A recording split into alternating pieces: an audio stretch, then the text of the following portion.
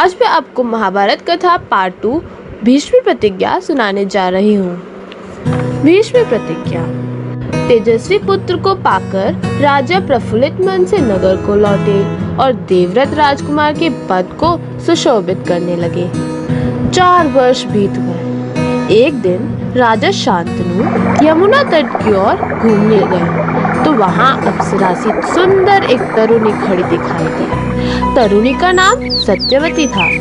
गंगा के वियोग के कारण राजा के मन में जो विराग छाया हुआ था वह इस तरुणी को देखते ही विलीन हो गया। उस सुंदरी को अपनी पत्नी बनाने की इच्छा उनके मन में बलवती हो उठी और उन्होंने सत्यवती से प्रेम याचना की। सत्यवती बोली, मेरे पिता मल्लाहों के सरदार हैं, पहले उनकी अनुमति ले लीजिए, फिर मैं आपकी पत्नी बनने को तैयार हूँ। राजा शांतनु ने जब अपनी इच्छा उन पर प्रकट की तो केवटराज ने कहा, आपको मुझे एक वचन देना पड़ेगा।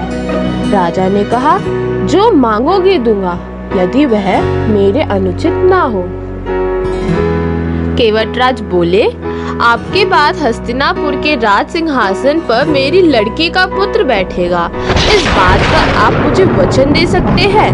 केवटराज की शर्त राजा शांतनु को नागवार लगी तो गंगा सुत को छोड़कर अन्य किसी को राजगद्दी पर बैठाने की कल्पना तक उनसे ना हो सकी।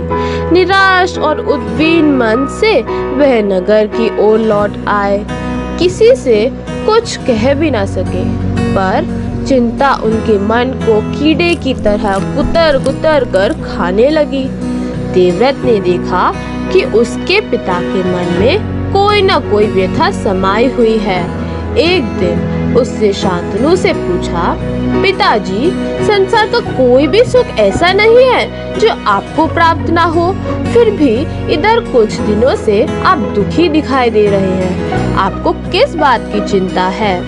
यद्यपि शांतनु ने गोलमोल बातें बताई, फिर भी कुशाग्र बुद्धि देवव्रत को बात समझते देना लगी। उन्होंने राजा के सारथी से पूछताछ करके उस दिन केवटराज से यमुना नदी के किनारे जो कुछ बातें हुई थी उनका पता लगा लिया। पिताजी के मन की व्यथा जानकर देवव्रत सीधे केवटराज के पास गए और उनसे कहा कि वह अपनी पुत्री सत्यवती का विवाह महाराज शांतनु से कर दे। तो केवटराज ने वही शर्त दोहराई जो उन्होंने शांतनु के सामने रखी थी। देवव्रत ने कहा, यदि तुम्हारी आपत्ति का कारण यही है तो मैं वचन देता हूँ कि राज्य का लोभ नहीं करूँगा। सत्यवती का पुत्र ही मेरे पिता के बाद राजा बनेगा। केवटराज इससे संतुष्ट न हुए। उन्होंने और दूर की सोची।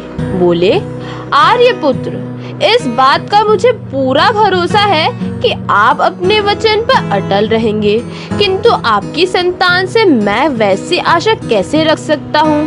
आप जैसे वीर का पुत्र भी तो वीर ही होगा। बहुत संभव है कि वह मेरे नाती से राज्य छीनने का प्रयत्न करे।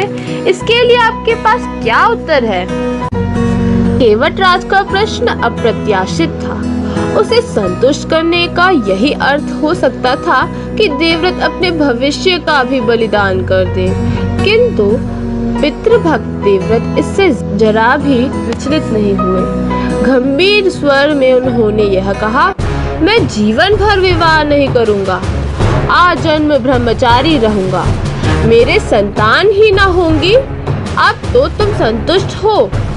किसी को आशा ना थी तरुण कुमार ऐसी कठोर प्रतिज्ञा करेंगे। देवव्रत ने भयंकर प्रतिज्ञा की थी, इसलिए उस दिन से उनका नाम भीष्म पड़ गया। केवटराज ने सानंद अपनी पुत्री को देवव्रत के साथ विदा किया।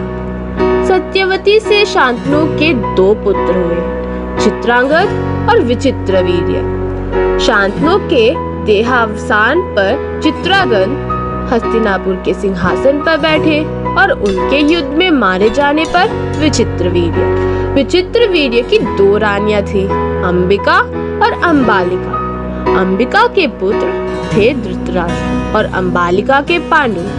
धृतराष्ट्र के पुत्र कौरव कहलाए और पांडु के पांडव। महात्मा भीष्म शांतनु के बाद से कुरुक्षेत्र युद्ध का अंत होने तक उस विशाल राजवंश के सामान्य कुलनायक और पूज्य बने रहे।